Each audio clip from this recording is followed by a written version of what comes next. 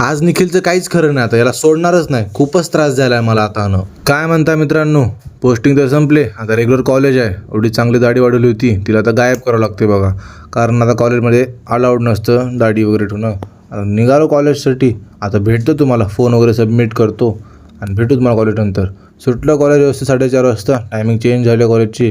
आता आपल्याला जिमला पण जायचं होतं, म्हणून पटकन रूमवर येऊन फ्रेश वगैरे होऊन थोडं खाऊन वगैरे घेतलं आणि सरळ निघालो बघा जिमसाठी. जय बजरंगबली की म्हणून वॉर्मअपला सुरुवात केली.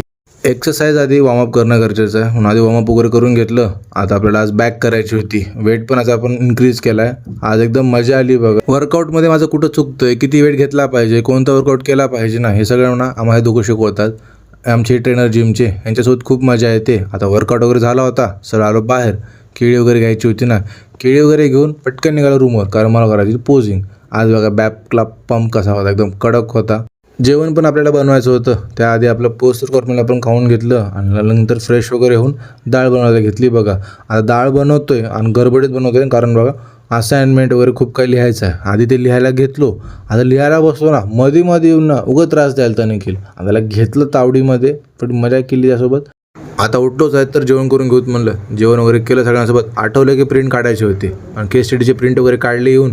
आता आलो येऊन लिहितच बसलो बघा. प्रॅक्टिकल खूप काही शिकत बघा आपण हॉस्पिटलमध्ये, पण रायटिंग काम खूप काही पेंडिंग आहे आपलं.